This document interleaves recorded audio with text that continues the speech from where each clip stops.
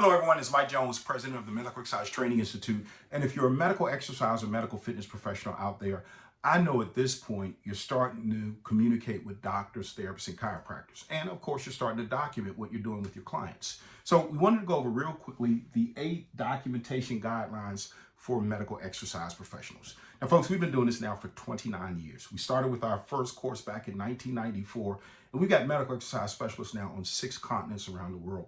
So these guidelines we're going to provide to you are from 29 years of working with medical exercise professionals, and they're sending information to doctors, therapists, and chiropractors. They're documenting it for their own records in their practice, but also some of them are dealing with insurance carriers. So let me give you some ideas here.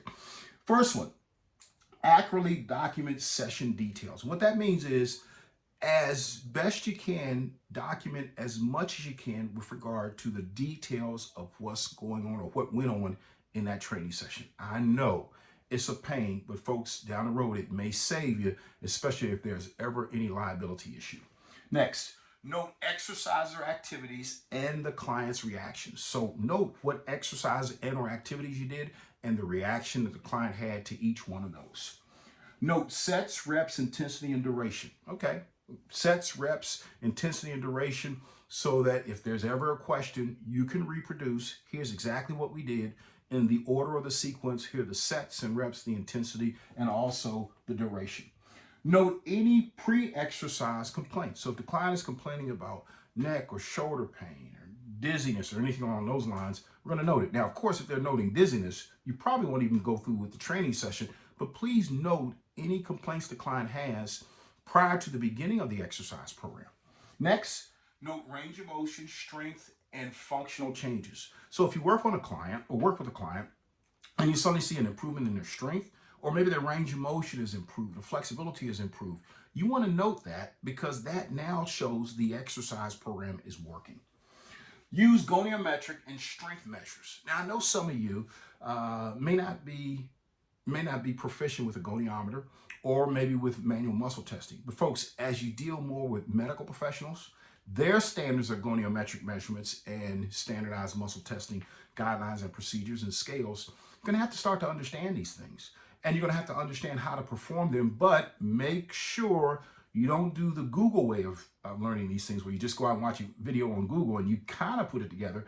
Make sure you get some type of formal training where maybe you find a therapist or a physician in the community that actually explain this to you and walk you step by step through it. So use goniometric and strength measures. Use functional outcome measures to show progress. So folks, if the client is showing improvement in strength, we talked about this earlier with the strength measures, if their strength level has gone from fair plus to good, note that, okay? So this becomes important. So these functional outcome measures would include things like strength levels, range of motion levels, blood pressure, things that you also may get from the physicians, such as A1C values, bone density testing values. So we want to use these and document what you're doing or what you're getting back from the physician or from the client. So now you can actually say the exercise program is working. What we should see with functional outcome measures as the client goes through the exercise program, these outcome measures are doing what? They're improving. And then note recommendations for the next session. Now, I'll go a step farther, not only for the next session, but if you're documenting and you're communicating with a doctor, therapist, or chiropractor, note not only recommendations for the next training session with you, but also note any recommendations you have overall with regard to exercise. Now, your lane is exercise. It's not medication, it's not surgery, it's not physical therapy, it's exercise. And in many instances, the physician, the therapist, or the chiropractor may not know all the details or the specifics of exercise that you know. So when we're talking about noting recommendations for the next session, great. But also, if you feel like the client may need an aquatic exercise program, note it in your next communication with the physician or therapist. Maybe the client may benefit, you think, from maybe massage. Note that. But you don't want to necessarily note anything that goes into the medical treatment aspect, but really noting from the standpoint of exercise. That is your purview. That's your wheelhouse. You are the exercise expert. And use your expertise to help in the management of this client by sharing your expertise with a doctor, therapist, or chiropractor.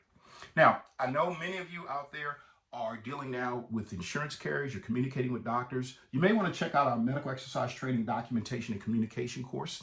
This is a course designed specifically for the medical exercise professional that will go in depth into how you document and communicate with the medical community.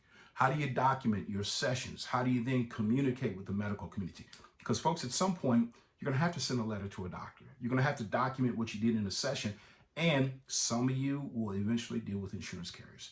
So please, if you would, go over to met.com, medical exercise training, documentation, and communication. That's what it stands for. So met.com to get registered. This is a 3-session program.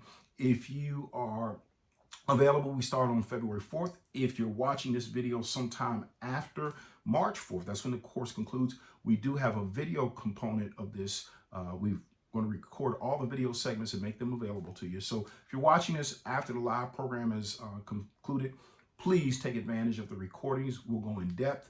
You'll have a session guide, and as part of your registration, you'll get 22 medical exercise training forms. These are the forms that we use in building medical exercise training practices, and we'll customize those forms with your contact information on the header of each form. So now when you communicate with a doctor, therapist, or chiropractor, or you document, you look much more professional. So if you have any questions, email me at drmike@postrehab.com. If not, please go over and get registered for our documentation and communication course, because folks, I'll tell you this, the need for documentation and communication is going to grow, as well as the need for medical exercise training will grow. So all the best in building your practice. Hopefully we'll see you in the course. Take care.